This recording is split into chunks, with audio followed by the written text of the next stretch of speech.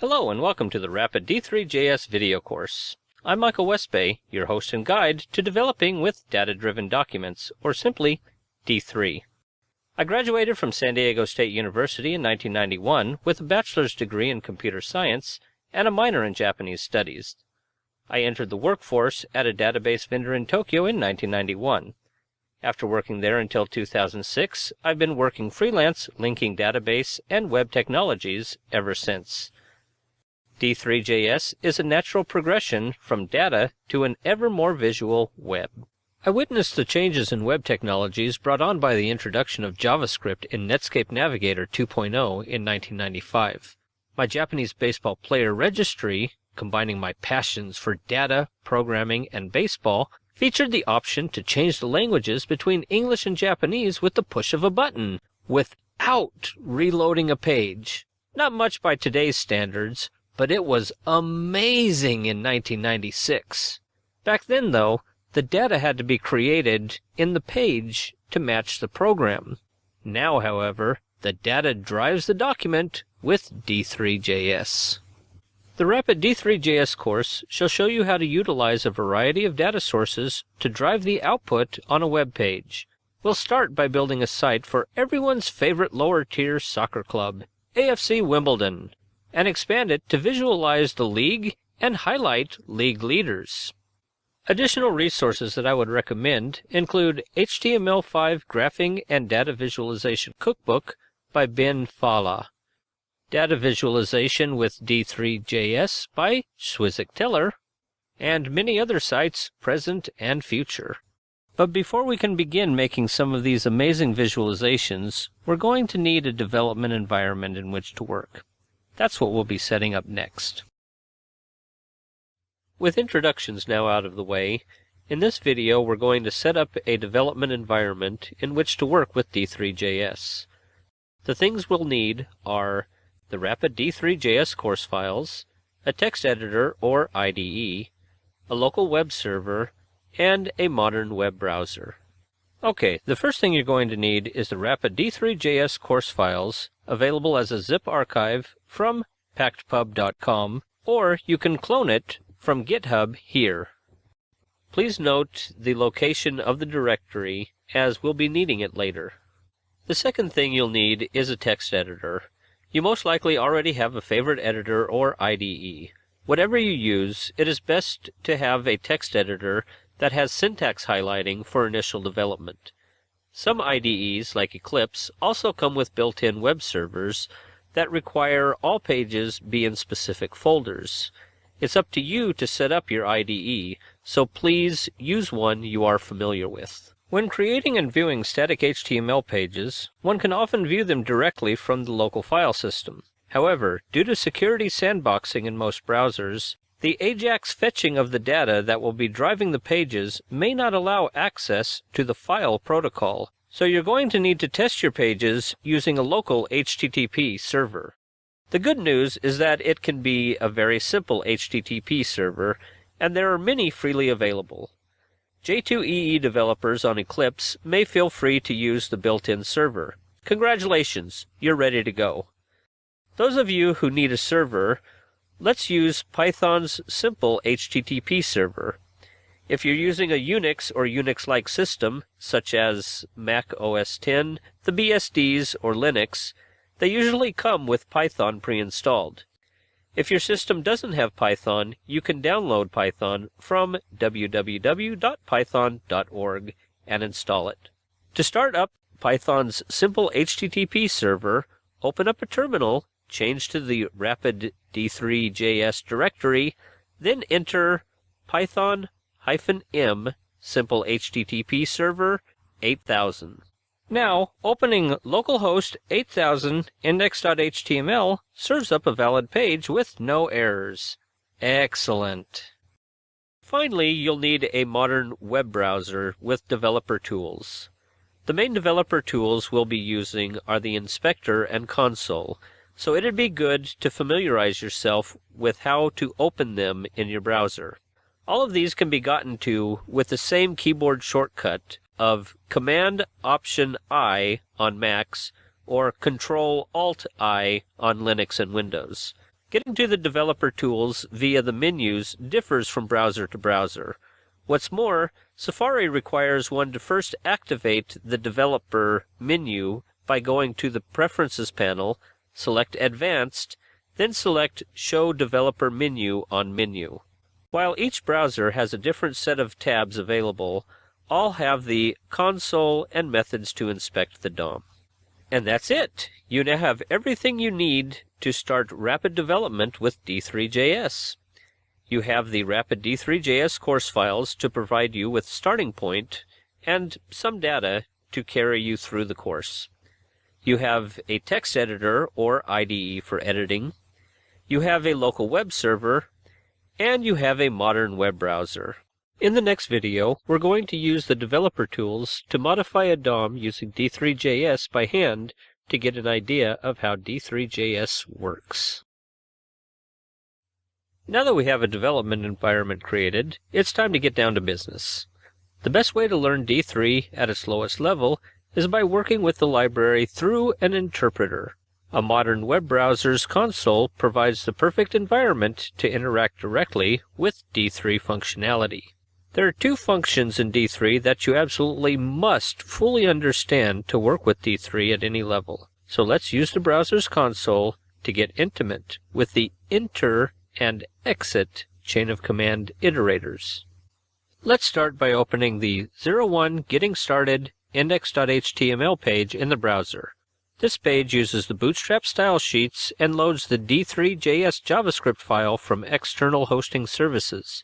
So you'll need an internet connection, or you'll need to modify the file to use your local versions.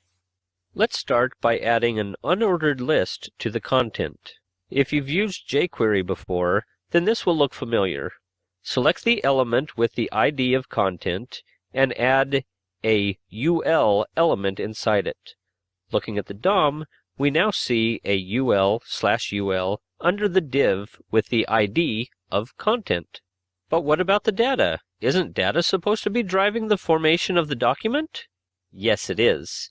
So let's create a simple array of items that need to be put into this list. To do so, set data items 1, 2, and 3. Then let's bind this data to a set of li tags. Whoa! What happened there? First we selected all of the li elements under ul, but none existed. Well, what's going on is that a virtual set of li tags are created, a placeholder for them.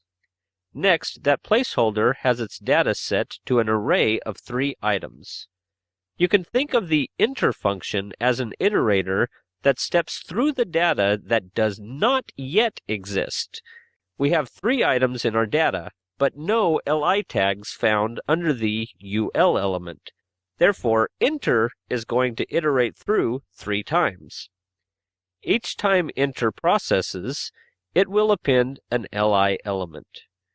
When we get to setting the text, we pass the function which is called with the current data item in the iterator.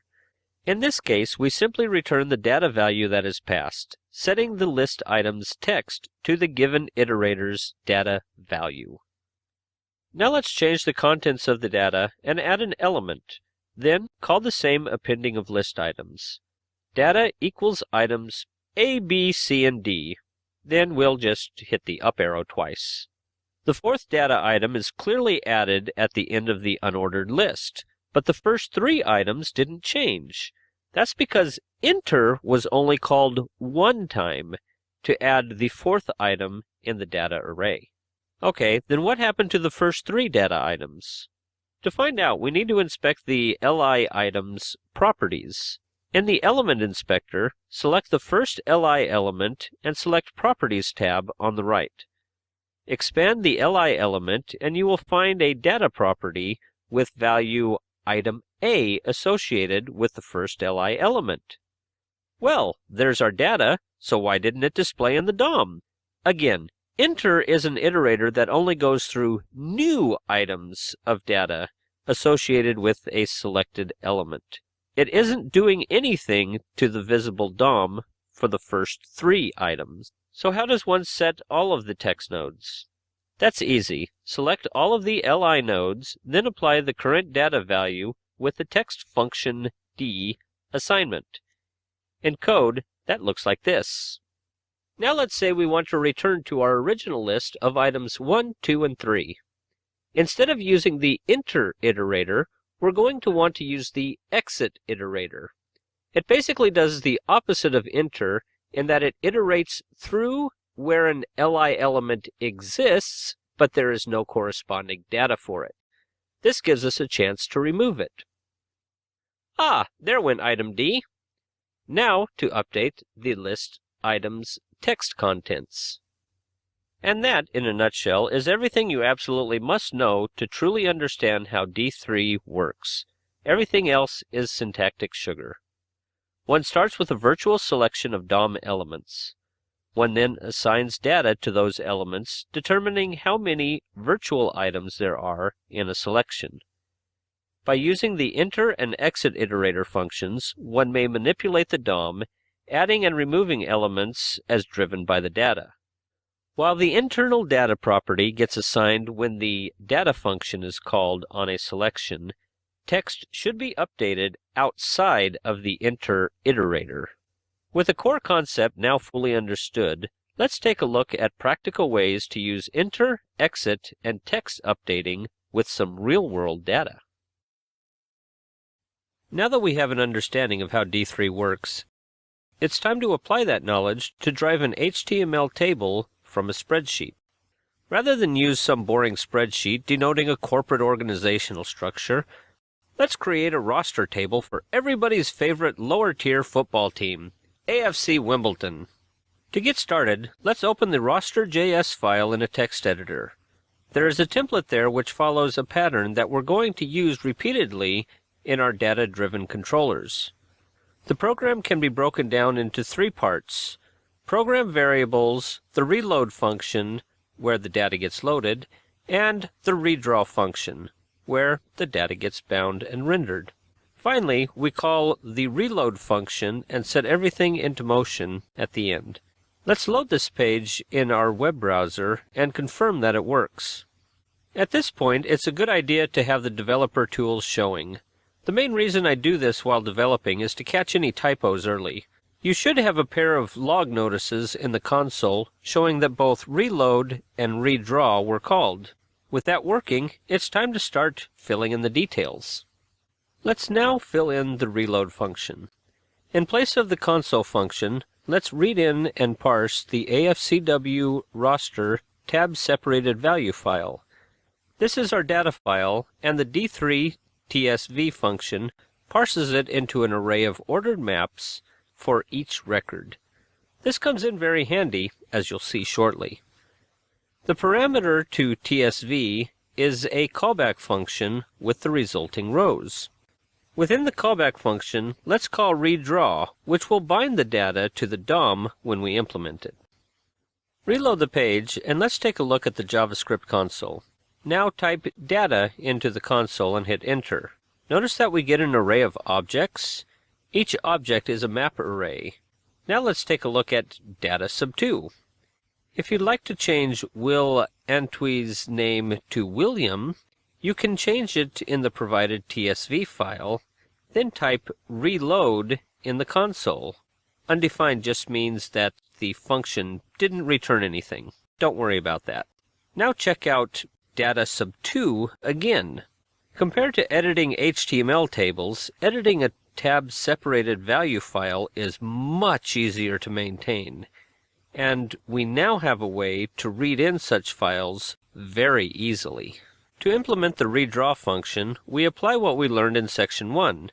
The first part we want to fill in is the table's header, thead. Where can we get the headers from in our data? The map of any record, of course. And D3 lets us do that by pointing out that a record, such as data sub0, is a map from which we can get just the keys. So let's select our virtual th elements, assign the first record's keys as their data, then in enter, append the th tags with the appropriate text. Save that and reload the page. Hey, we have the headers driven from our data. For the body of the table, we select the virtual tr elements, assigning the entire data array as the data. Enter will then append tr elements as many times as we have records in the data. We would also like to handle the removal of rows in the table's body. Each tr row then has its td cell elements selected and appended on enter. The standard text setting function is then applied to all cells. Save that and reload the page. And we have replicated our table in HTML. Nice job! But we would like to remove those first two columns. How can we do that? Well, we can apply the standard JavaScript slice function to the data arrays for each row, both the keys and values. Reloading the page, we've eliminated the first two columns with the greatest of ease. But there is still one thing that's a bit bothersome about this table: the position abbreviations. I would really rather have the full name positions there. So let's add a hash map for the positions where we declare our global variables. Then for every record, change the hash map value of d.posts to be the position's map value of d.posts. Save that and reload the page. And there is our HTML table, driven from the spreadsheet we had read in, with just a couple of tweaks to slice off a couple of columns and transform position names. So far in this section, we've learned how to read in spreadsheet data and bind a portion of that data to an HTML table structure in the DOM. We have also learned how to transform data for each record. Now we'd like to use dynamic filters to change the table contents from within a page.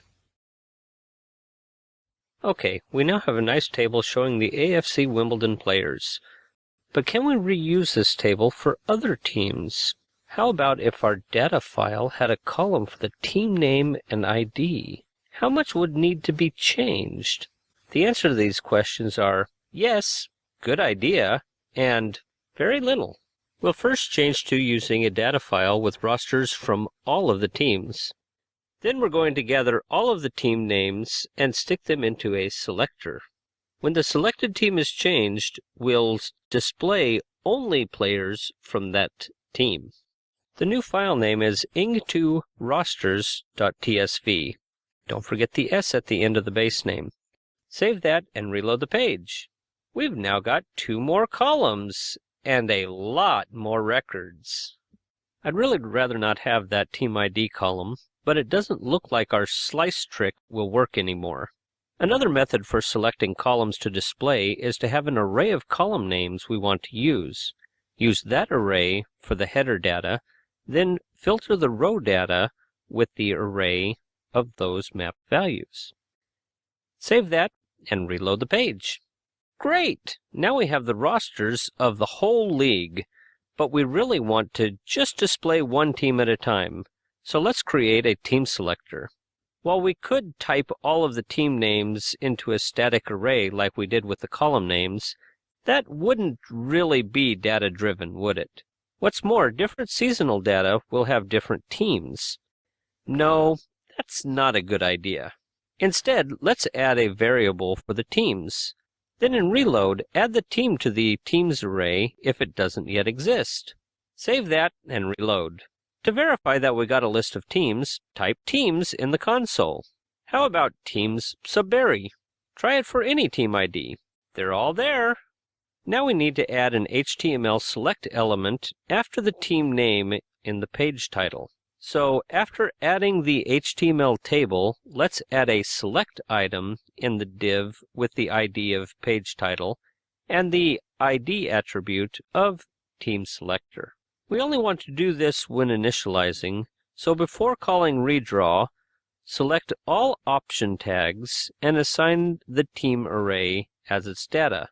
In the enter iterator, append an option tag with the value attribute of the current data value, which is the team ID. Also, set the options text to the team name. Finally, sort the options in ascending order. Save that and reload the page in the browser to verify that the select is created, populated, and arranged in alphabetical order. It never ceases to amaze me how much can be done in so little code with D3. Now we need a function to handle the selection of a team. Oh, and we'll need to call this function in the change event with the select elements value. Back to our select team function. First, filter the data for rows with the specified team ID. Next, set the team name header to be the team name plus roster. Also be sure that the team selector is set to the specified team ID, as the function may be called outside of the change event. Then call redraw passing the filtered roster. That means we're going to have to update the redraw function to take a parameter. Let's call it roster. Roster will then take the place of data in the assignment of data to rows. Oh, and before we forget, the call to redraw in the reload function should now call select team with AFC Wimbledon as the default to start with. Now save the program and reload the page. Now when one selects a different team, we can change the roster without a complete page refresh. With that, our team column is no longer needed, so let's remove it from the list of columns. And that completes our interactively selectable team roster page.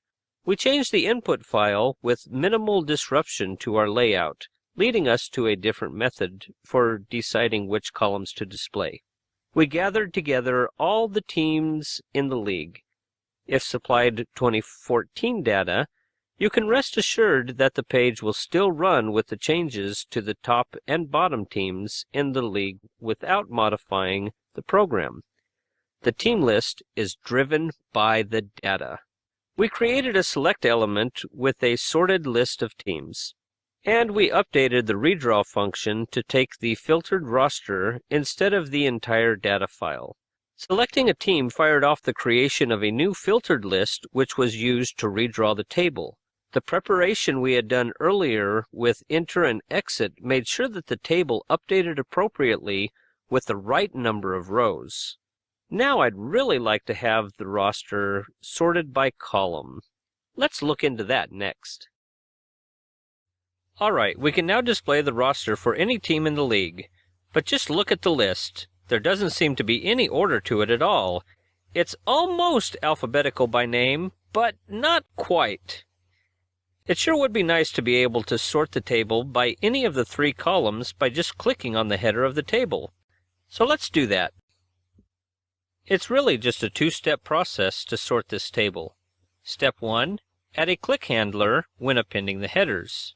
Step 2, select all rows in the T-body and sort them with just 2 lines of code in D3. That's it, 2 steps. First, right after appending the TH element in T-head, add the onClick handler with a function. Inserting this before the text call makes it clear that this applies to the appended TH element. Within the click handler, select all TR elements in the T-body. Calling sort on the selector will call the anonymous function with the 2 rows datasets to compare. We pass the mapped values a sub d and b sub d onto D3's ascending function to handle ordering. Save that and reload the page. Now click on No, and it sorts by uniform number. Although not very well. It's sorting as though the numbers were strings. We'll need to fix that. Sorting by name works as expected, as does sorting by position. Now there are several ways to fix the number problem. One way would be to convert all number values to numeric values during the data initialization phase, but that wouldn't handle blank numbers very well. One could create another name-value pair, but both the data initializer and click handler would need a bit of modification.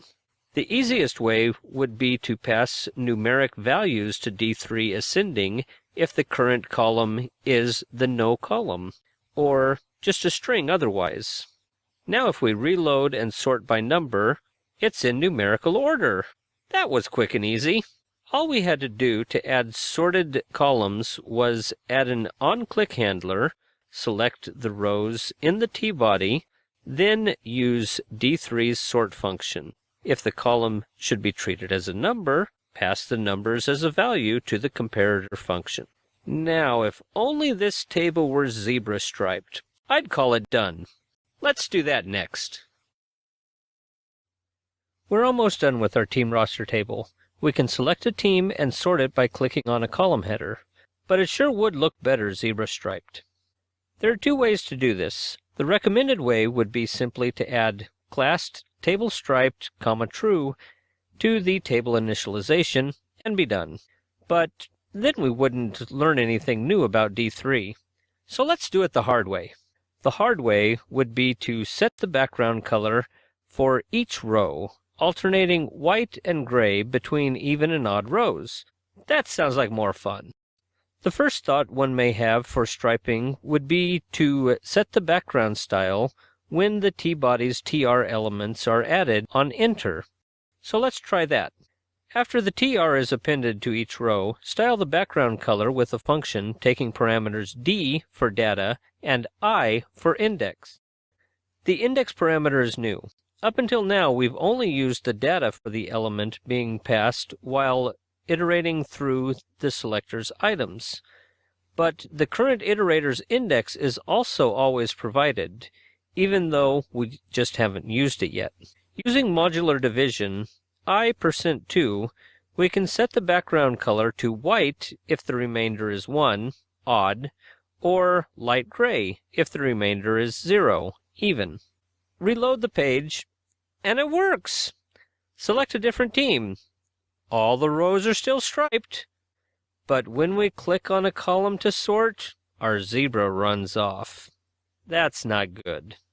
The problem is that we are sorting our TR elements in the sort function. Since the entire record is getting shuffled around, the style is going with it. This can be easily fixed by resetting the TR's style after sorting.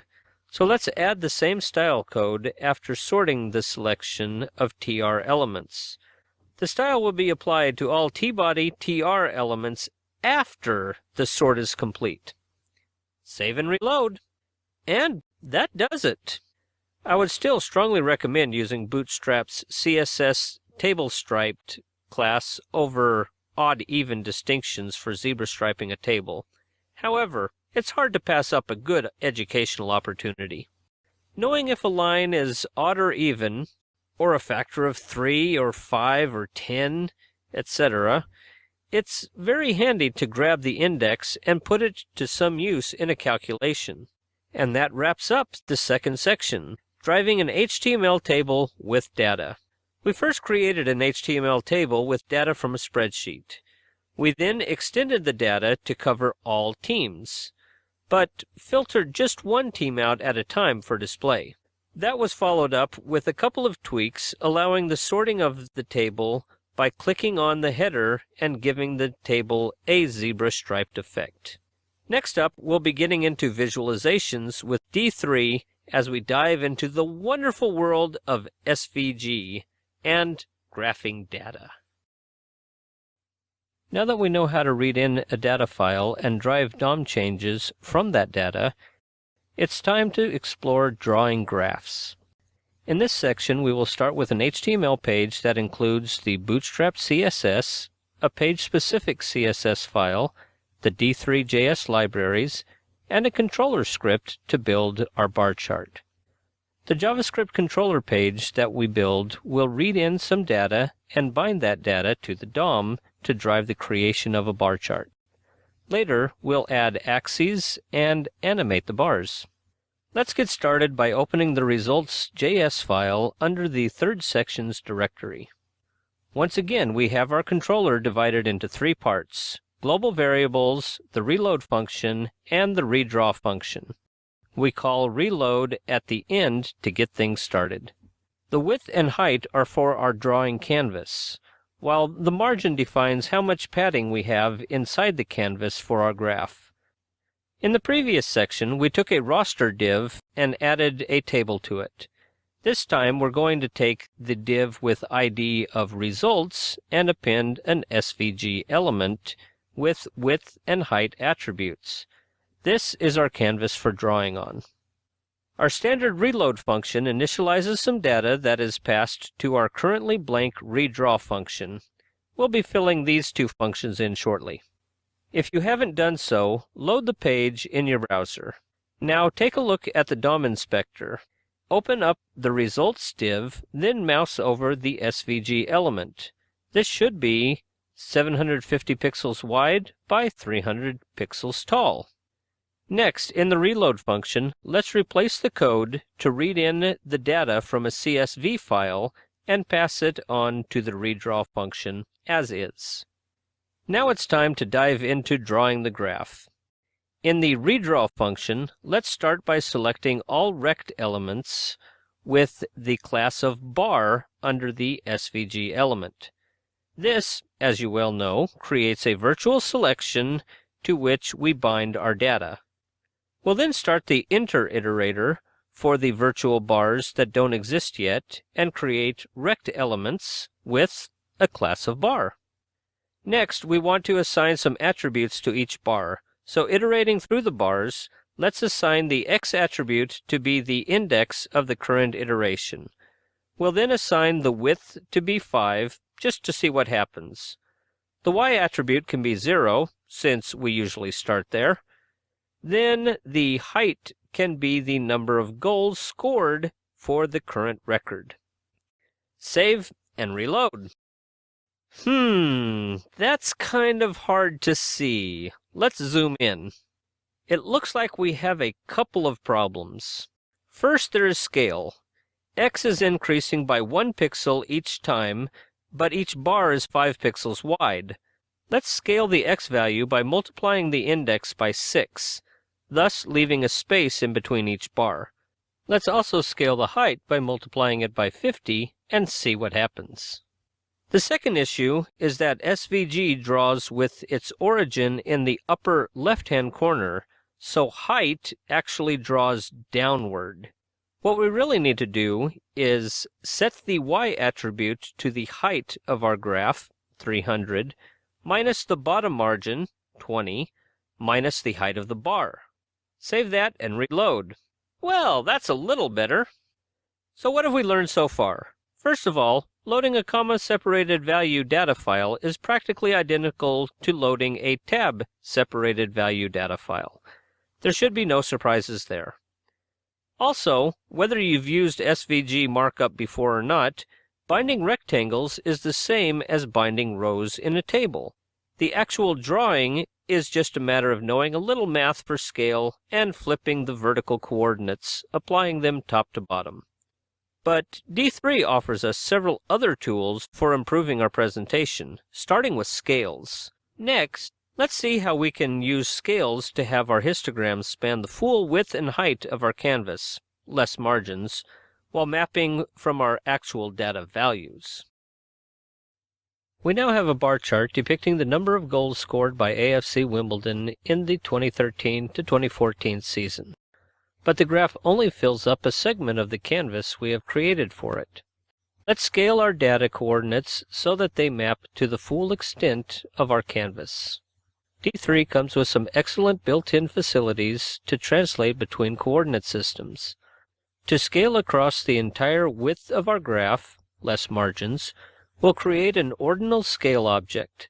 The scale needs a range across, that is, the actual horizontal pixels to map to.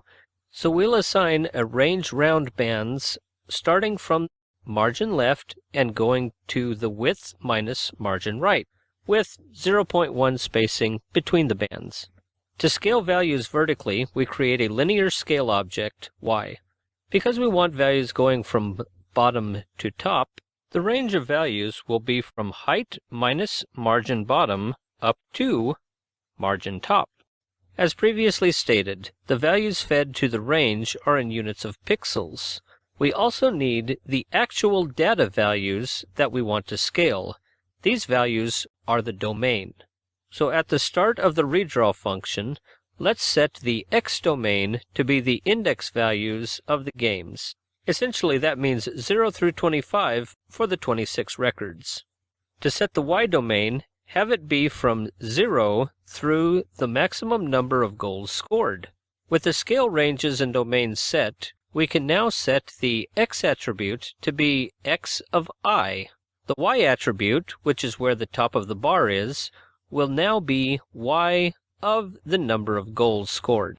The height will be the difference of Y of 0 minus Y of goals scored. Save and reload. Okay, that's looking better. But what about the widths of the bars? They don't seem to be proportioned very well. Is there something to fix that in D3? Yes, there is. Just set the width to x.rangeband. Setting up the xScale object with range round bands creates integer value widths with some buffering to either side. Save that and reload. And the bars are looking much better. Whereas we had to do some math ourselves to scale the graph to a rather inflexible width and height before, using the D3 scaling facilities makes for a more general way of scaling our data to fit our canvas regardless of the number of records or the values of goals scored. But there is no visual cue showing our actual data values. Next up, let's add an X and Y axis to our graph. We've now drawn our histogram of scoring goals across the width of our canvas with the height adjusted according to the data. But how many is that? It sure would be nice to have an X and Y axis framing the left and bottom as a normal graph would have.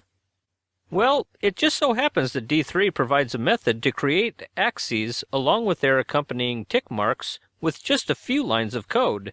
To make the axis look nicer than the defaults, a little CSS will make a great deal of difference as well. Let's get started. First, we need to initialize a pair of axes drawing objects after the X and Y scale object declarations. We'll declare our X-axis to be scaled to our X scale. The orientation, that is, the side where the lines and tick marks go, shall be on the bottom of our graph. Similarly, our Y-axis is declared to be scaled to our Y scale. The Y-axis tick marks shall be on the left-hand side of our graph. After that, we want to create an array that we can use to drive the creation of our axes. The first item in the array will map the axis object to the axis key. The translated X and Y coordinates are 0 and height minus margin bottom, respectively. The second axis map in the array is for the Y-axis. The Y-axis is translated to margin left along the X-axis and 0 along the Y. With our attribute variables mapped out, let's apply them to the DOM. At the bottom of the redraw function, we select the group elements under SVG with the axis class and assign the selection data to be our array of axes. If the groups don't yet exist, create an SVG group, G, and assign axis to the class with the enter iterator. Then, for each axis with the data D, select itself. To the selection, add the transform attribute to translate to the datas dx and dy. Finally, call the axis drawing function for that iterator. Save and reload the page. Well, we've got a pair of axes, but everything is still very blocky and black. It's time to add some CSS to the graph. Open the results.css file and add the following. The axis path and axis line are set to not be filled in, a light gray color, and provide sharp edges no matter what the resolution. The axis textual font size is then set to 11 pixels. This helps it fit much nicer. Finally, the bar is filled with a pretty lightish blue with 50% transparency. The transparency actually kind of makes it look a little purple. Save and reload. That's not a bad-looking bar chart now that we have some style applied. It contains all of the normal parts one would expect.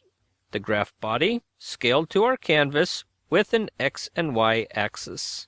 But it still needs something more, some pizzazz.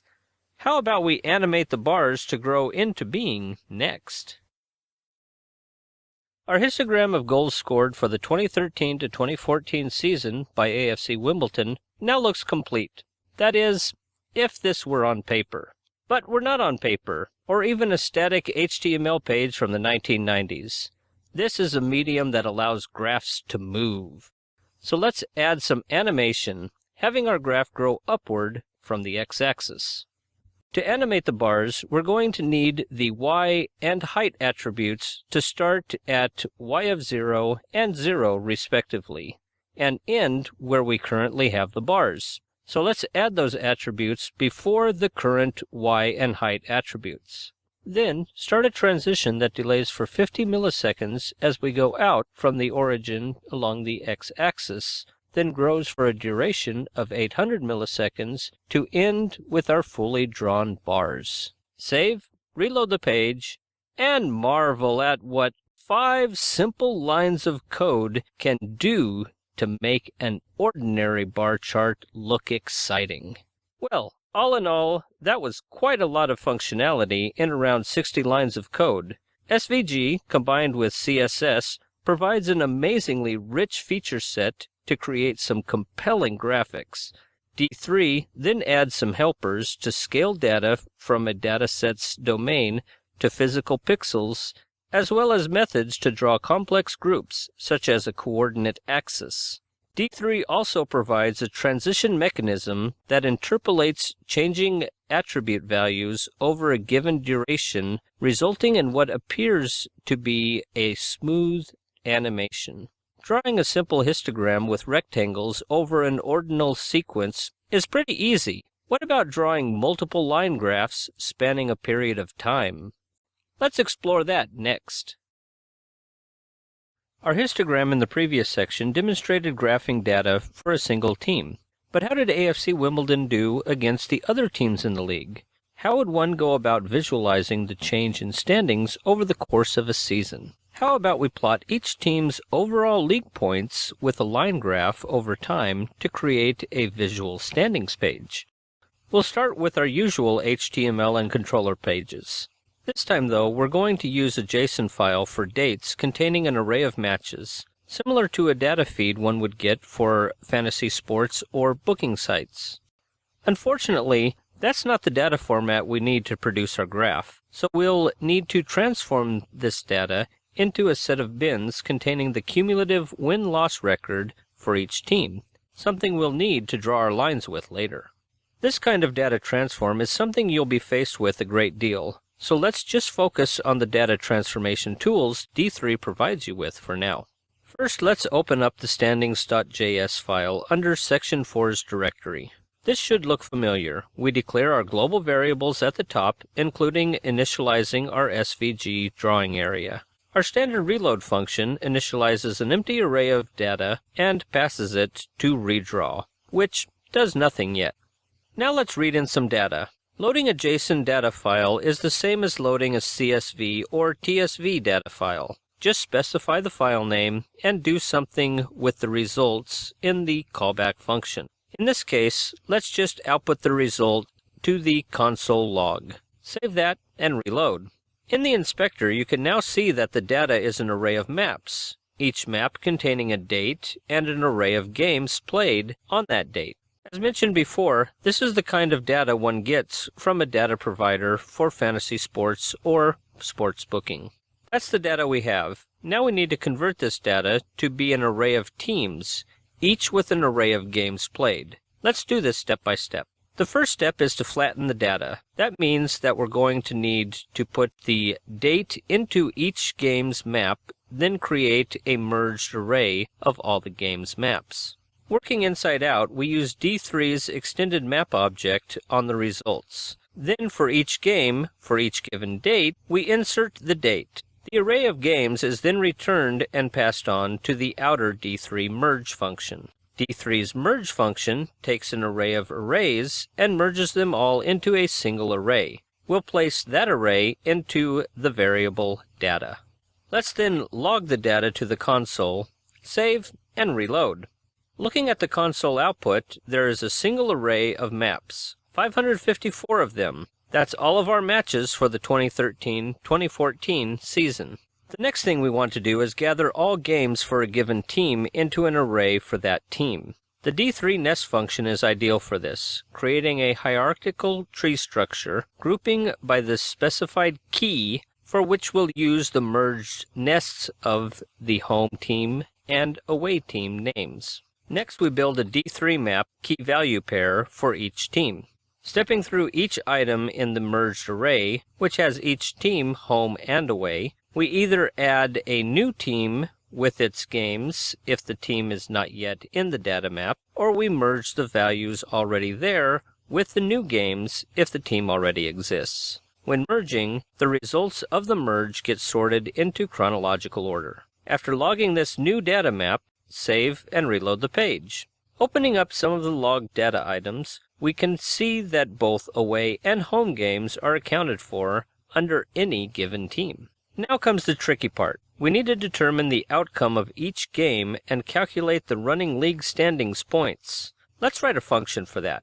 We'll call the function gameOutcome and have it take a team name, the game to convert, and all of the previously converted outcome games. First, we determine if the team is away or not. From that, we can get the number of goals scored and allowed, as well as the decision.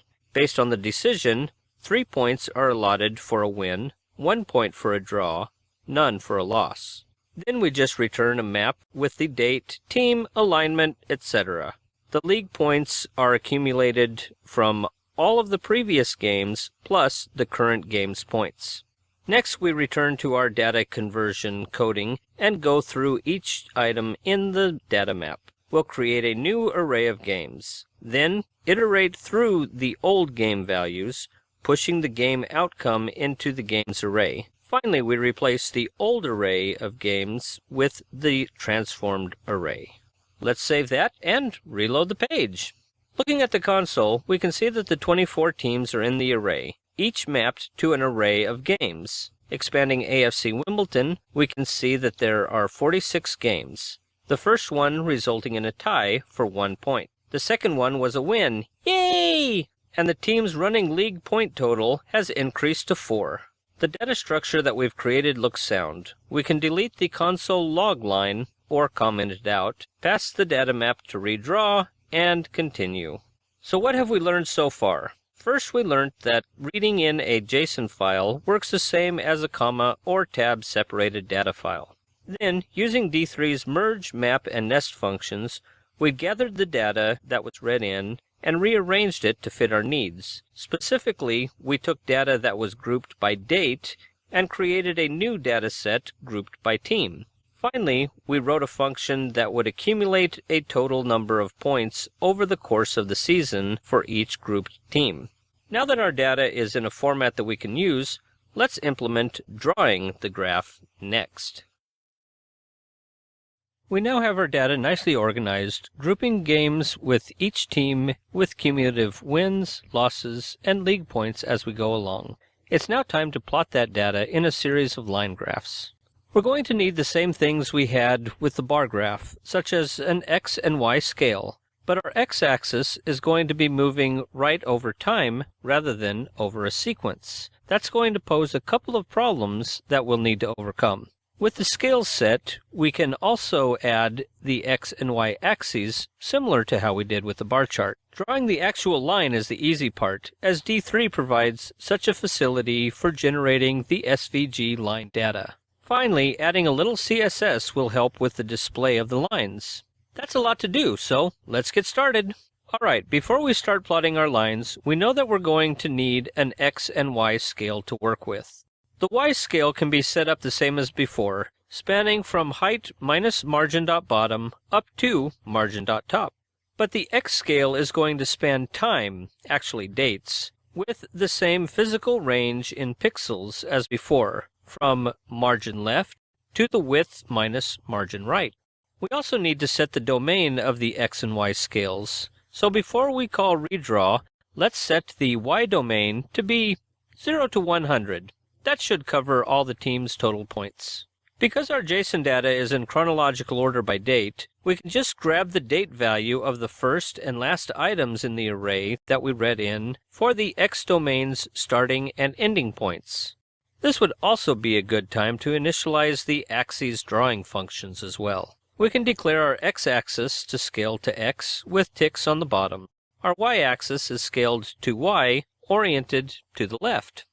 Then we're going to need a function for setting the x and y coordinates of our data to our lines. To that end, we'll return x of the date for the x value and y of league points for the y value. How does this differ from our histogram? We used the index to represent the ordinal location along the x-axis before. This time, we're relying on data, namely the date, to determine the x-coordinate. At long last, let's actually draw the lines in the redraw function. We first select all elements with the line graph class and assign the selection with the team's data entries. Next, in the enter iterator, we append a group element with the class of line graph. Also, we translate or move the starting point of our line tick padding distance along the x-axis to start the first point of our line in the center of the first tick. This is similar to how we used range band in our histogram. We then let path be the results of appending a path element to each line, setting the datum of the element to be the array of game outcomes in d.value. Finally, the line is drawn by setting the d attribute to the result of calling pointLine with the game array for the current team. Now save and reload. Ouch! When you see that much red in the console, we've got a serious problem. Let's try to figure out what went wrong. It repeatedly says that there's an illegal value for the path attribute. The path attribute is not something one wants to mess with by hand, but it looks like that's where the problem is. Looking closely, a pattern is emerging. The x-coordinate is repeatedly, as in every time, set to nan, or not a number. So the problem is with our x calculation. The x scaling function requires a date object, and we're passing a string that happens to look like a date. Before setting the x domain, let's set d.date to a new date of d.date for every result. Save and reload. Now, you may or may not have run into a localization issue.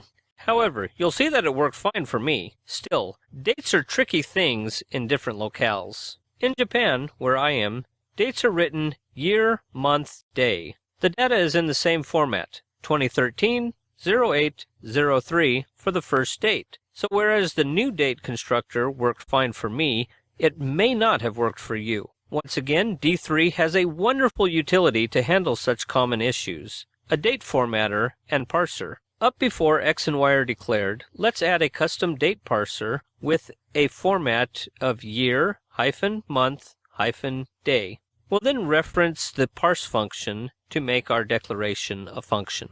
Now let's go down to the date initialization and call parse date with d.date. Save and reload.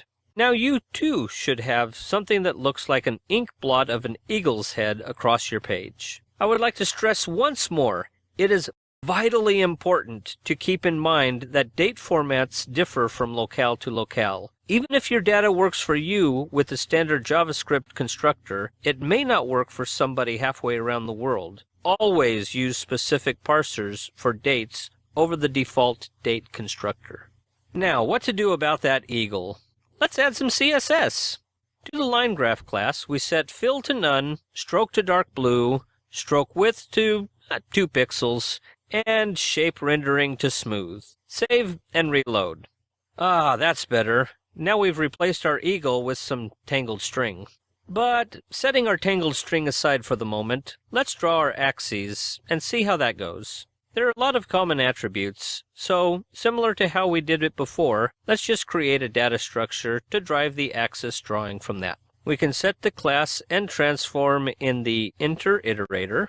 Because the call function doesn't take an anonymous function with the current data, we can iterate through each one to apply the call to d.axis rather than applying the function directly. Save and reload. Oops, that needs some CSS too. Let's just copy the CSS from section 3. Axis path, line, and text are all covered. Save and reload. One can easily see that the leaders pulled away from the rest of the league in mid-January through mid-February of 2014. That's an interesting insight, visible at a glance. We now have a line graph showing the standings over time. What did we do to get here? Well, most of it was covered in the previous section, such as initializing scales and axes, as well as drawing the axis and applying some CSS. The actual drawing of the lines is handled by a D3 function that outputs an encoded sequence that SVG understands. But because one of the axes is dates, and browsers set to different locales handle dates differently, we had to handle those dates in a locale-agnostic way. Still, I don't really like the default display of the dates at the bottom. Let's see if we can clean that up in the next video. We now have a nice line graph framed with an X and Y axis. But I don't really care for the labels on the X-axis. It sure would be nice to tweak the display of those dates. To tweak them, let's start by setting the ticks to be displayed weekly. As they may get a bit crowded written horizontally, let's format the ticks to be abbreviated month and day and tilt it a little bit. The tilt will then require a bit more spacing at the bottom, which can be adjusted easily with our constants. That shouldn't be too hard. Let's get to it. To start, let's set the ticks on the x-axis to be displayed weekly. Next, after our date parser, let's add the function formatDate that will format the date to be the abbreviated month name, followed by a space-padded day of month. We'll then set the date format function to be called as the tick formats rendering function. Save that and reload. Now all the dates are overlapping. That's not good. Can we maybe rotate the ticks? Of course we can. After the axes are drawn, let's select the text of just the x-axis. Style the text to be anchored at its end, which basically means to right align it, and tweak the x offset by just a little bit. Then apply a transform, rotating the text 65 degrees to the left. Save and reload. Oh, so close! We don't appear to have enough margin at the bottom, but that's easy enough to fix. Let's just increase the bottom margin in our margin declaration. Save and reload. That's much better. And that's it. So what have we learned? With our axis values as dates, we can customize ticks to be displayed over a specific duration, such as weekly. Change the 1 to a 2, and you have ticks every other week. How do you think it can work monthly, quarterly, yearly? Also, just as we used a mask to parse our dates earlier, we can output the dates with a formatted mask, another very handy D3 mechanism. We then transformed the text of our ticks to be tilted 65 degrees to the left. SVG's transform attribute holds a lot of power over the display of elements. Finally, we increased our bottom margin to allow the parallel parked ticks to fit. The pieces of our graph are coming together well, but we still can't tell who the champion was, or distinguish any team from another for that matter. Let's see what we can do about that in our next video. The progression of our team standing page is looking good, but for all the information we have of the games, the graph shows very little with regard to details. The first thing I would like to know is, who finished in first place? In fact, I'd just like to know which line belongs to which team. To help distinguish one team from another, setting an ID on each team line element will provide multiple methods for referencing the line, including adding the ability to color it with CSS. However, the method of coloring that we're going to explore is assigning a color from a palette by index. While assigning colors will help tell the lines apart, it's a legend that we really need to identify a team's line in the graph. So that's the main thing we'll be working toward this time. Sound good? Well then, let's get started. The first thing we want to do is add an ID to each line. Unfortunately, the data didn't come with an ID, so we're going to have to create one from the data we do have, such as the team name. Care does need to be taken to remove spaces and special characters, which don't work very well for ID names. A simple helper function, makeID, can be added to the end of our controller. All it does is take a string and replace anything that is not an alphanumeric character with an empty string. Next, we want to use this ID for our data map key. To do that, we need to call makeID with both the d.away and d.home, where we are merging the nested entries. Because the key is then being passed as the team name to game outcome, we also need to tweak this function to handle the first parameter as a team ID. With that set up, we can then go through each created line and assign the ID to be the data's key. Save and reload. In the inspector, have a look at the G elements of the graph. Sure enough, team names no longer have spaces in them. And best of all, Dagenham and Redbridge no longer have that ampersand. That worked well. Now let's do something about that blue tangle of string. Ideally, each team would have a color associated with it in CSS. But we're just going to use a set of 24 colors to represent the 24 teams. D3 comes with a few sets of colors, but none with 24 distinct colors, so I created my own.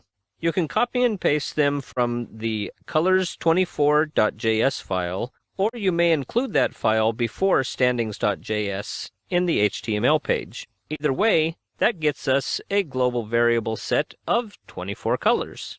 Next, add the stroke style with colors24 sub I to our appended line group. Save and reload. Instant color!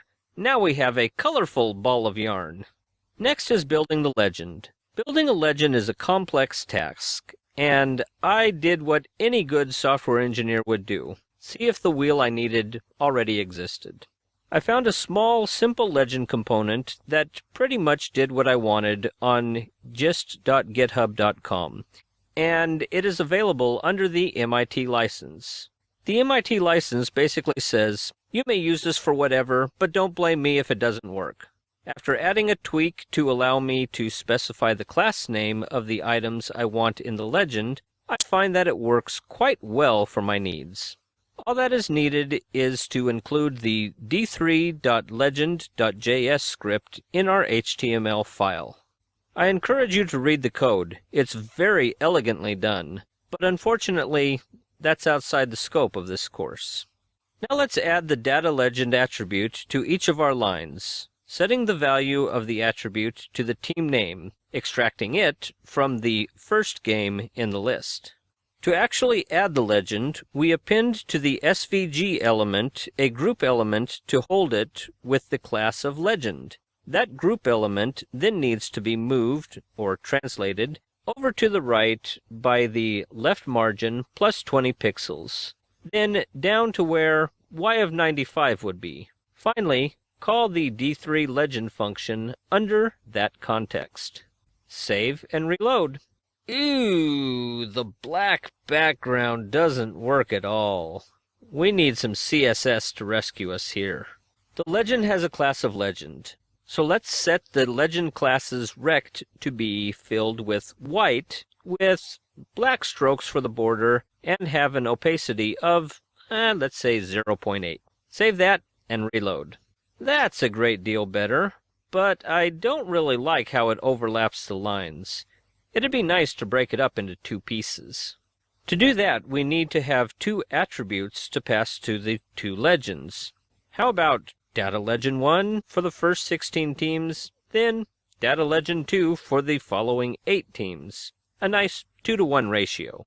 Let's append a hyphen to the data legend, and 1 if I is less than 16, or 2 otherwise. Next we'll need two legends, so let's create a data structure to drive each. All we really need is the X and Y offset for each translation. After the legends have been created in Enter, go through each, transform the data's offset, and call D3 legend with data-legend- the value of I plus 1 for 1 and 2. Save and reload.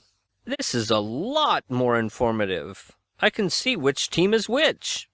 Kind of. So, what did we do to clean up that big blue string? We started out by making IDs for each line. While we aren't really using them, they do offer future customization with CSS. Next, we added color to the lines so that teams could be more easily traced through the season. Finally, we created a legend with a third-party add-on to D3. This, combined with some CSS, really helps to bring order to the lines. And speaking of order, there really doesn't appear to be any. While the colors in legend help, it would be nice if the order of the teams in the legend corresponded with their standings at the end of the season. Let's rank the teams in order next. We built our line graphs to show the changing standings over the course of the season for each team. We have color and a legend to tell which team is which. Chesterfield, completing the season on top, along with being the first one in the legend, is good. Now, if only other teams followed that pattern, it'd be a bit easier to find them. It sounds like all we need is a simple sort. Well, actually, there's a little more to it than just calling sort. We're going to need to perform the sort in just the right place, so let's first determine that. Next, our sort function must handle the hierarchy of our data structure. Finally, as we make more and more modifications, our code could use an occasional cleanup to keep everything looking readable. Let's get to it. In the past, we've sorted our list before passing it on to the redraw function. Well, it turns out that our D3 map won't guarantee order, so we'll need to sort elsewhere. Sorting the line group elements in the DOM will work well, as it's the order of the lines that the legend uses for display. So let's sort the lines, comparing the league points value of the last item in each element's game array. Save and reload. Excellent! Now the order is clear. It looks like Scunthorpe United and Rockdale finished neck and neck at the end of the season. This is getting much closer to what I wanted to see. But you know, I spent a lot of time making the colors from top to bottom blend nicely. None of that work is visible here though. So it doesn't look like we chose the right place to sort the data. That's because the stroke color is decided before the sort, immediately after the group element is added. So let's break the styles and attributes away from the enter iterator. Then we can move the sort up after the append, and just apply the style and attributes to the line's variables afterward. Save and reload. That's how I had arranged the colors. Much better. Finally, there's the issue of these lines of code that were moved down. It turns out that we're stepping through each line twice now, once for the style and attributes, and again to assign the ID and which legend the group goes in. Let's combine each of these into the lines.each function. This actually works out nicely for the stroke color, as we already have the index, reducing the number of anonymous functions by 1. Save and reload. It still works, but with a bit less code. Nice! Instead of sorting the data and passing it along to our redraw function, due to limitations in our data structure, we sorted the elements after they were created. It was important that the sort happened before we set the color, so some rearranging of the code was in order. As our data structure is a hierarchy, our sort function needed to take that into account so as to sort the final league points value. And as our program grows, so does the complexity. So it's good to review and gather some code together on occasion. There's just one last thing I'd like this graph to do, and that's display the specific game information when hovering over a game's point in the graph. Let's do that next. Our line graph of the season has all the ambiguity taken out of it, as we can see the final standings at a glance, along with how each team did over the course of the season. There's just one more detail I'd like to see: game data. With a mouse hover or tap on a touch device, it sure would be nice to see who played each other and how the event turned out. First, we're going to need a dot placed on each line large enough to hover over or tap. Then we're going to need a tooltip displayed with the game's information. Let's have the game information fade in, then fade out over some set amount of time. Sounds easy enough? Let's get to work. Adding circles to each game on our line is very straightforward. Make a virtual selection of all circles on our line group elements, then append a circle with a radius of 3 on the enter iterator. With the circle added, we then step through each created circle, getting the color of the parent element stroke, setting the X and Y coordinates of the circle's center to the game's date and league points respectively, then filling in the circle with the parent's fill color. Save and reload. Okay, now we need to show the game information when we mouse over or tap on the circle. But before that, we need a place to put the information. So let's go up to the top of our script and add a variable GameDiv to be the div appended to the document's body with a class of tooltip and opacity of 0, that is, invisible. The tooltip class itself, by the way, is part of Bootstrap. Similar to how we handled the change in selection of a team back in section 2, we attach a mouse over event handler with .on, then call showGame with the current game details and color. Let's also do the same with the click event so that touch devices can also use it. We'll then call hideGame when we mouse out. Our showGame function will first transition our details div to transparent with a white background in 20 milliseconds before filling in the data. After the details have been filled in, the div is moved 10 pixels right of where the event was triggered and 40 pixels above the cursor at the time of the event. The div is then transitioned over 200 milliseconds to 90% visibility with the background color of the parent line. The hideGame function will transition to an opacity of 0, or invisible, over 500 milliseconds. Save and reload. Black text doesn't look very good. Let's add some CSS for these. For the tooltip class, set the color to white. Let's also set the padding to 3 pixels, just to keep the text looking nicely inside the div. Save the CSS and reload. It's a little light for some of the colors, but still readable. Ideally, one would create a custom line, circle, background, and text color for each team, reflecting the team's colors. How would you go about implementing it? Use a CSV file with the team IDs as keys, perhaps? I'll leave that as an exercise for you. In the meantime, just look at that beautiful graph. It's informative, it's colorful, it's functional, and no single piece of building it was very complicated at all. We started out by converting our data from one hierarchy to another. Next, we drew our lines, applying some CSS to make them look reasonable. Still, it resembled a tangle of blue string. We then took on making the temporal axis look good by showing a customized date, slanted a little bit so that everything would fit. To handle the tangled mess of blue string, we gave each line a color. Ideally, using the assigned IDs for each line would allow one to customize the CSS to team colors, but assigning colors from a list as needed gets the job done. Next, we created a legend with a third-party add-on to D3. This, combined with some CSS, really helped bring order to the lines. And speaking of order, we sorted our list of teams according to their final accumulated number of league points. Interactive dots were added to the lines for each game played to show a tooltip of game information for the game hovered over or tapped. Now that we have a number of pages created for our fan site, let's create a little framework of our own using D3 to help navigate the pages we have. Alright, we've built several pages for our fan site, but they don't link together at all. Each page is completely independent of the other pages.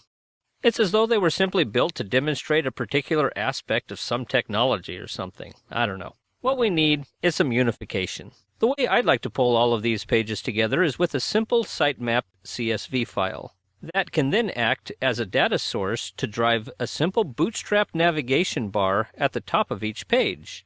When we add a page, add a record to the CSV file, and all pages will reflect that change. Why would I want to manage a site with a CSV file? There is one simple scenario that plays out repeatedly all over the web. Add a page to a site, and what happens? Every page needs to be updated to get to that page. Yes, there are many frameworks to make this simpler, but as soon as you add a database to the mix and server-side generation, that simply add a page becomes a very complicated task. With a CSV file driving the navigation bar though, just add a record to the CSV file and it will drive the menu, instantly updating all pages. Let's do that on our pages so far, and continue doing so as we go forward. So let's create the CSV file called nav.csv in the projects or webs root directory. The first line is for the headers. We'll have a code as an ID name, an href for the link, and a label to display. The first page will thus be index/index.html and dftba for the landing page, because we don't want any of our fans to forget to be awesome. Next, let's create the controller, nav.js, also in the project's root directory. We'll just go straight into reading the navigation CSV file. There's no need to ever reload the file and redisplay it. This will help keep our code concise. Once the file is read in, we find the body element in our document and insert a nav element with a class of navbar, navbar-default, and a role attribute of navigation. To that, we then append a div with class of container fluid. In turn, we append an unordered list with the classes nav and navbar-nav. These are all standard Bootstrap CSS classes. To the unordered list, we now need to select all list items. Set the selections data to data, then go through the enter iterator. For all new list items, append the li element. Add the class active to the element if the current code is located in the current page's location path name. Within the list item, we then append an anchor tag with the href equal to the current record's href field and text of the current record's label. We have a simple landing page in our project's root directory, index.html. It's a very simple page, much like the others we've made so far. All we need to do is include our nav.js script. That leading slash is important. Otherwise, if we ever move this HTML file to a different directory, it may not find our nav script. Save that and point your browser to /index.html on your local server. And there's our page, complete with a link to itself in the menu bar. What's more, the link is active. It worked! Now let's add our roster page. Go back to our nav.csv and add the line 02/02 creating a table /roster. Save that and reload. Now we have a roster link. Click on it. Our roster page comes up, but it's missing the navigation, so let's add it. Open up 02 creating a table /index.html and add the /nav.js script right before the roster.js script. Save and reload. Now, there is a problem with this, one that you can't see right now. I'm relying on index.html to be read in by default in the 02 creating a table directory. What would happen if you tacked on the inferred index.html to the URL? Try it. We now have two menu items active. That's because index is in the URL for both of them. I'm going to leave it like this for the remainder of the course, but it's something to consider before going to production. Let's now repeat this for 03 creating charts and 04 temporal comparisons. In the nav.csv file, 03 will be called results. 04 will be called standings. The respective index files also need the nav.js script to be included. Save both of those and the nav.csv file if you haven't already done so, then reload the current page. Click on results. Click on standings. It all works! Just like that, we've got a navigation framework for our entire site. D3 doesn't just provide us with a powerful language for building tables and charts from critical data. It allows us to create frameworks, to drive navigation, post site-wide warnings, provide sidebars, footers, and much, much more. All from static files that occasionally change rather than querying a database. The potential uses are endless. Next up, we're going to explore modifying various sample visualizations for our own purposes. Well now, we have a functional fan site up and running. What more can we do? Well, one of the most exciting aspects of D3 is the large number of third-party visualizations available.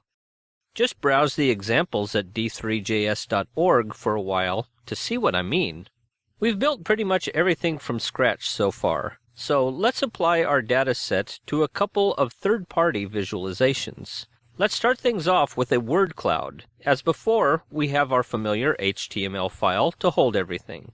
The HTML file will need our navigation script and will need to be added into the nav.csv file. In our controller, we'll read in some data, transform the data so that it is the same format needed by our word cloud layout, and draw it. Sounds simple enough? Let's get to work! Opening index.html under 06 third parties, we can see that our HTML file looks very much like the others that have come before. Our CSS file is medley.css and medley.js is our controller. Also, the div we're going to be working with has an ID of word cloud. Add the nav.js script, then load this in the browser to see what we have. Okay, we have our navigation bar and word cloud header, but this page isn't in the navigation bar. Let's add it to our nav.csv file. 06, /06 third parties, and let's label this one medley, as we're going to have a variety of third-party visualizations. Save that and reload the page. That's better. Now we need to see what the word cloud example has for us. Okay, let's scroll through the examples until we find word cloud. Ah, there it is. Now click on it. A nice page with a word cloud denoting size based on words from Cat in the Hat comes up. The copyright notice at the bottom allows for generated word clouds to be free to use, but not the code that generates them. Okay, we won't be using any source code from this page for our word cloud. But there is a link to the open library that this particular implementation uses on the How It Works page. Let's check that version out. Please read the license. It essentially says that redistribution must retain the copyright notice in source or binary form, and the author's name may not be used to endorse a product, along with the usual as-is disclaimer. Next, click on the D3 Layout Cloud JS link. Click on Raw, select all, copy it, then create a file with the same name under 06 third parties. Paste that in and save the new file. Now we're going to treat this like a black box, so just close the file. If you wonder how things work, it's great for learning, but like the legend component, the details are outside the scope of this course. Black box or not though, we do need to include it in our HTML page, so let's add it before medley.js. As stated before, we're not going to reverse engineer how to use the cloud layout. That's because the author conveniently provided a sample that we can use. So let's return to the GitHub page for the project, click on Examples, then simple.html. The HTML file includes D3.js and D3 Layout Cloud.js, as we also now do. It then begins the script. Let's just copy the script as is into our medley.js controller. There is just one change that needs to be made. The select body in the draw function needs to be select sharp word cloud, since that's where we want to append this visualization. Save that and reload the page. Now reload it a few more times and you can see that the sample relies on a random number to weigh each of the 9 words in its data for sizes and colors. Let's now return to the source code.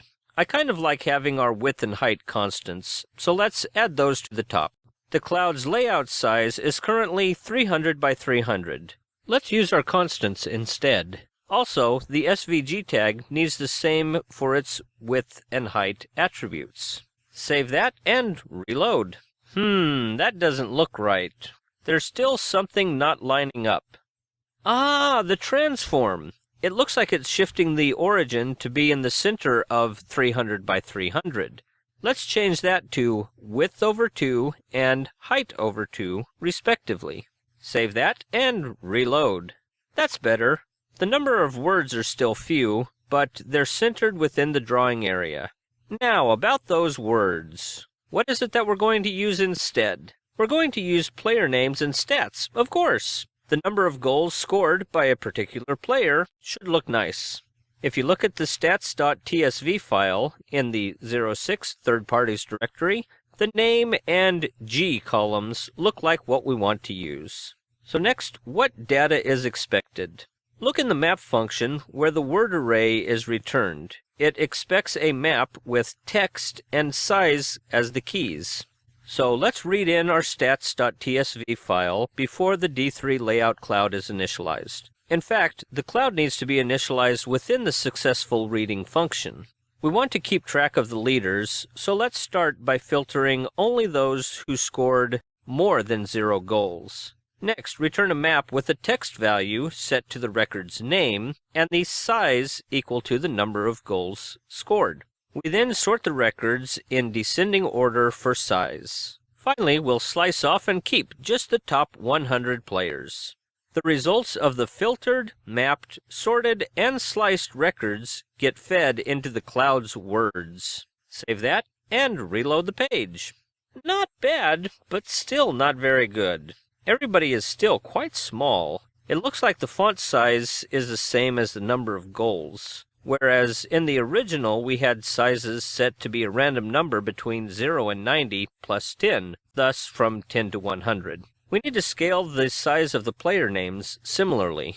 Wait, did somebody just say scale? Well, we've used scales before.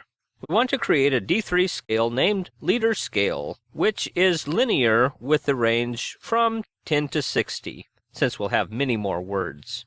The domain is then set to the minimum and maximum size values in leaders. Then, when the font size is set it to be leader scale of d.size. Save that and reload. Now it's clear that Sam Winnell was the league leader in goals. Scott Hogan looks to be just a little bit behind Sam. Let's verify that. I just so happen to have the TSV file in a spreadsheet sorted in descending order by goals. Sure enough, Winnell is at the top, followed by Hogan after a big difference. Next comes Reed to finish out the top 3. And as one goes down the list, the size of the names in the cloud gets smaller. Looks like it works to me. But that first example looked really neat, didn't it? With the words going in all kinds of directions. Can we do something like that? Let's see. It looks like there's something dealing with rotation that is setting the rotation to either 0 or 90 degrees. Let's comment that out and see what happens. Oh, so close! There's just too much white space. How about if we zero out the padding? Save and reload. Nice! That fits a lot more names in. And that pretty much does it. But there's still one more change I'd like to make, and it also helps explain the remainder of the sample code. The on function calls draw on the end event. The end event is triggered after the layout completes its preparation within the start function. Because we're going to have some other draw functions in our medley controller, let's rename the function to drawCloud, both in the call and the function declaration. Save that and verify that nothing broke. Very good.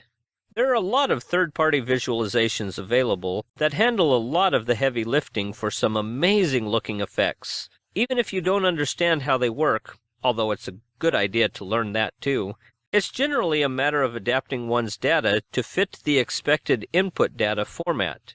Then, once one has the visualization working with one's own data, it's just a matter of tweaking the layout settings properties to get the desired results. Next, let's see if we can adapt another visualization for top goal getters. The word cloud is a great way to visualize names of players who have scored the most goals. And what's more, it is an excellent example of a plug-in widget that one can use right out of the box. But most visualizations out there are a little more along the lines of proof of concept or sample code, not really meant to be used as a standalone component. The sunburst partition is a fairly simple yet pleasing visualization that lends itself to a great deal of extension and customization. Let's add a visualization that uses the sunburst partition to display the number of goals the top players on each team scored, grouping them by team and position. To do this, we're going to need a place to put the graph on our page, so adding some HTML will be needed. Also, there is some CSS code that comes with our sample that will need to go into our CSS file. Next, we're going to need to arrange our goal scoring data into a hierarchy that can be drawn in a sunburst. Finally, we'll draw the sunburst. It's time to get to work. The first thing we're going to do is add the container for the top scorers of each team in our index.html file. In that div, we'll have a form with 2 radio buttons, taken from the sample code. The first radio button is to adjust the slices by the number of goals a team or player has scored. The second radio button will be labeled Players, denoting single unit slices in the sunburst. After the form is our top scorers div, to which we'll be adding our visualization. Now let's have a look at the sunburst CSS code. I think I'd prefer to leave the body's CSS in the hands of Bootstrap, so let's just skip that. The form appears to be right aligned and at the top. I'd actually like it to be on the left, so let's add this to our medley.css file with that one change. To see what it looks like, let's just reload our index.html page. Whoops! The absolute top doesn't work in our case. We need it to be at a relative position. Save that and reload it. Ah, that's better. For the data, we've already got leaders being gathered. We just need the number of goals scored, separate from the size, team, and position to be in the leaders array of maps. Once the teams and positions have been added, we can create our nested data structure using D3.js to group the data by team and position. To finish up our preparation, let's call drawSunburst leaders by team positions after we start the cloud drawing. That has me thinking, will a sunburst clear up a word cloud? Anyway, we also need to create an empty drawSunburst function that takes the data parameter at the end of our file. Now let's return to the sunburst page and pick the pieces that we want from it. First is the radius. We'll add that right after our own width and height variables. Oh, and notice that color declaration? It looks an awful lot like our fill declaration. I think we can just use our fill color categories in its place. But let's just keep that in mind going forward, as we don't want to introduce errors by lazily copying and pasting. Let's now copy the SVG, partition, and arc declarations and place them before reading in the stats. Then, let's see what needs to be updated for our case. First, the SVG variable name should be changed to sunburst, so that we know which SVG canvas we're working on. Along the same line, body should be sharp top scorers to append to the correct div. The width, height, and transform all look reasonable. The partition layout does a lot of the heavy lifting in arranging the adjacencies in a starburst and other tree models. For now, all you need to know is that it is built into D3 and will serve our purpose. Next is an arc function that will handle the drawing of the various segments of our sunburst. So far so good. We have our nested data passed in the data variable, so we don't need to read in the data externally. However, everything within the D3.json process needs to be done in our drawSunburst function. Now for a few adjustments to match our variable names. SVG on the first line should be sunburst, and root becomes data in datum. Reading through, data for each path is partition.nodes. This is where our data is put into the partition data structure. Paths are then appended on enter. The 0th deep or root ring doesn't get displayed. Where did depth come from? That's part of the magic of the partition layout. The D attribute receives the result of our arc function, which uses the calculated adjacency data in the partition layout. Did I mention that the partition layout does a lot of the heavy lifting? Anyway, the stroke color is white. Then we have our fill color. Remember, we're reusing our fill function instead of color? This needs to be changed here. Also, if the node has children, the name associated with the arc is d.key. If it's a leaf, then we want to use d.text. This helps to keep colors consistent, such as with position names. And for each path entered, call stash. We don't have such a function yet. We'll need to fill that in later. Next, we select our 2 radio buttons and set the onChange handler to set the value to either 1 for count or our data.goals for size. Each path then has its data updated to reflect the new value, and over the duration of 1.5 seconds, the arcs are readjusted with the call to arcTween, another function we'll need to fill in. Okay, now we need the stash and arcTween functions. So let's grab those from the sunburst source. The comment to stash is self-explanatory. The function just saves the current values of x and dx to another variable for when the transition is triggered by changing the radio button selection. Arctween calculates the changes in arcs as they transition from one value to another. So let's save that and reload the page. Nothing. Check the developer's tools. No errors. Ah, the data structure. Look at how the data is organized in the sunburst example. It's a hierarchy of objects with embedded children. If you select the sunburst SVG element, then drill into its group and paths, the internal data is our nested D3 maps. In the previous section, we manipulated our data to fit what was expected. This time, we're going to fit what's expected into our data. For a partition structure, it is possible to tell it how to find the children in the data fed to it. Let's tack on a .children, which takes a function with the current data. I've gone through and figured out how to get children from each level by logging to the console and setting up a breakpoint in the debugger. This is the most optimal check I was able to come up with. First, the partition adds children to the object based on the results of the function call. So, for all future calls, it'll be there. Next, the root D3 map has an entries function that returns an array of children. That's what we want to call on the root. Leaf nodes will have a text value. We want to return null for leaf nodes as, by definition, they don't have any children. All intermediary levels have a value. If that value has a length, then the value is the list. Otherwise, the value is a D3 map and needs to have entries called to get the list. I strongly encourage you to set a breakpoint here and get an idea of how the hierarchy is built and the differences between objects at the various levels. For now, save and reload. We don't need the developer tools anymore, so let's close that. Scroll down and... the circle is being cut off. Wasn't it centered? Ah, not quite. The y was multiplied by 0.52.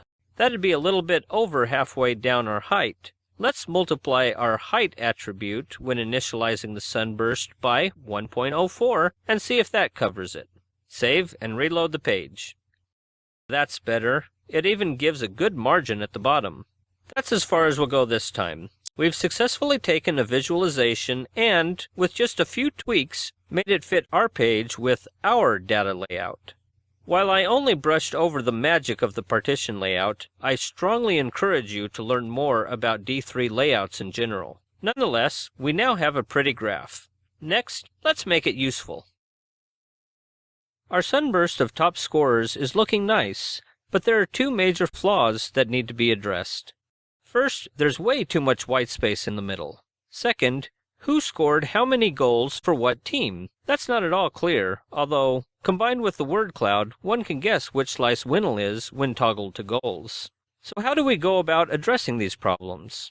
First, we can create our own scale for the radii rather than rely on the defaults. Second, we can use the mouse over event to display more detailed information in the center. That should help clear up who's who. Let's get to work. We've already created linear scales a number of times, so this first part shouldn't be very difficult. We start off setting the radius scale to be linear, with a domain from 0 to 4 and a range from 0 to radius. I know that I've said that it's best to set the domain from the data before, but in this case, we know that there will be 3 rings and the center, resulting in the outmost circle being at position 4. Next, in the arc function, change the .innerRadius and .outerRadius functions to return values based on applying the current depth of our rscale function. Let's save that and reload the page. Ah, that gives each of our rings much more room, with much less wasted space in the center. However, I want to output information about the slice of the sunburst that the mouse is over in the center. I think we may have taken away too much blank space. I would actually like the center to take up about 1.5 times the current inner radius. Using the current inner radius as our unit of measure, I'd then like to go 2 more out for the next ring. That would put us 3.5 inner radii from the center out of 4. So let's have the outer 2 rings be 1/4 of an inner radius each. We'll just create an array that taps into the radius scalar for the 4 points plus 0. Now, where we access our scale with the depth, let's change those to use our MyScale array. Save and reload, and it looks like the Wheel of Fortune!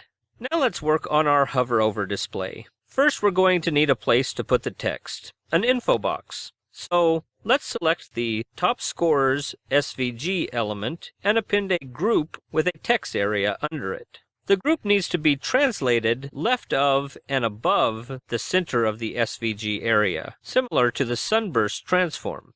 The amount of radius to subtract was a rough estimate followed by trial and error until I decided on these figures. Next, let's set the text area's font size to be 12 pixels. Now that we have a box to hold some text, we need a function to write it there. So let's declare the writeInfo function down at the bottom of our program to take a parameter d. We're going to have 4 possible values that we want to write: team, position, name, and goals, each initialized to a blank string. Next, we'll switch on the depth of the arc that we're over. Going from the 3rd arc inward, since we don't break at the end of each case, all lines are executed from the case's depth value down. So we start at the depth of 3 and set the name and goals values before setting the d variable to be its parent to continue processing the next depth. Recall that leaf nodes had a text value.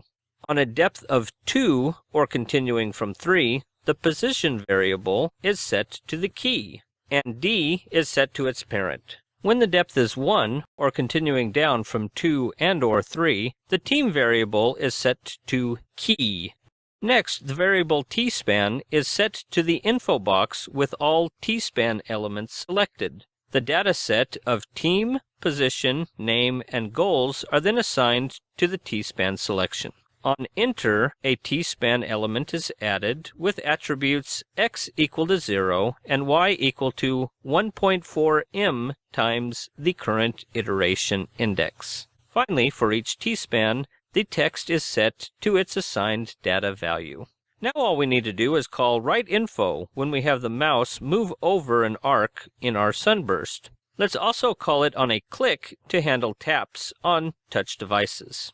Save that and reload. And it all looks the same, so let's mouse over some arcs.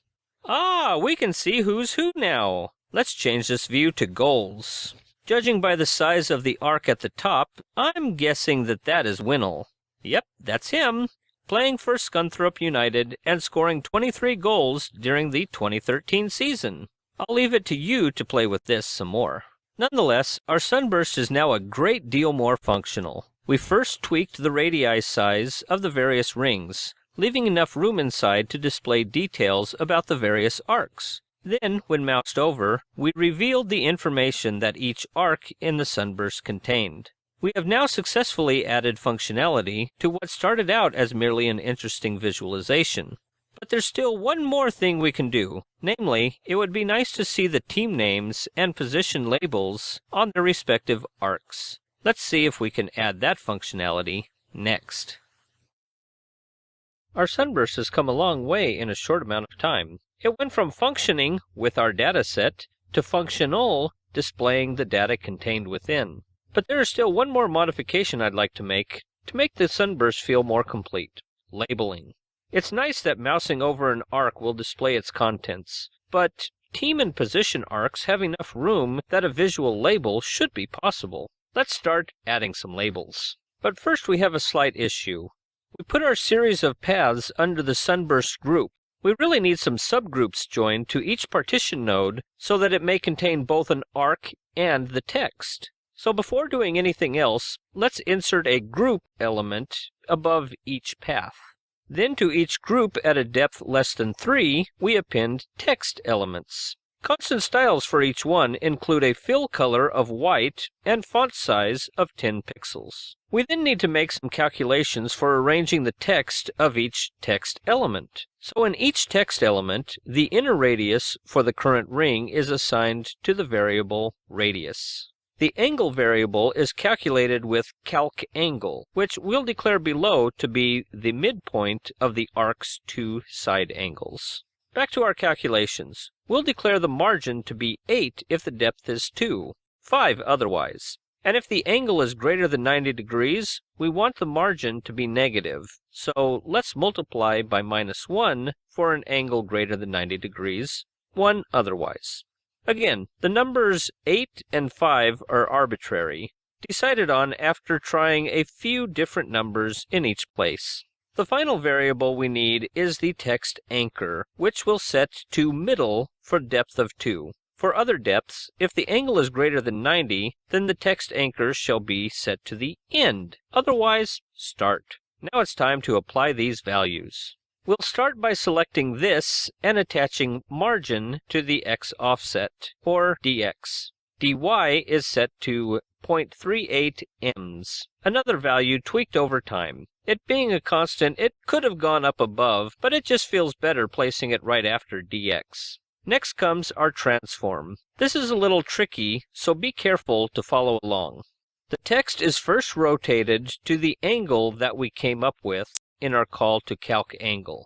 Next, our text is translated, or moved, along that angle by a distance of our inner radius for that ring. Finally, if the angle is greater than 90 degrees, then the text is flipped 180 degrees, otherwise 0 degrees, which is the same thing as saying not rotated. The reason for this is so that all of the text is displayed right side up rather than spinning around the wheel. If you want to see what it would look like without this, remove the final rotate on the transform line and have the alternative anchor to middle be start only. And speaking of anchor, we'll set the text anchor attribute to be the value of anchor set above. Finally, because all data is at a depth lower than the leaves, the text value is d.key. Save that and reload. Now that looks good. Mouse over. It still works. Let's click on goals. Oops! Looks like we need to add a transition for our text. Under the input change handler, right after the path transition, let's add a text transition. Over the same course of 1,500 milliseconds, let's change the transform to its new angle. Just the radius and angle are needed. Then rotate, translate, and rotate the same as above. Save that and reload. Now click on the Goals radio button. Ah, that's better. The text moves along with the arcs they belong to. But Morecambe had all its texts flipped to odd places. I think we're going to need to flip dx and adjust the transform as well. This time we need our various variables to reset two attributes. So let's work with each text and build the variables inside a single closure function with data d. The calculations are mostly the same as above.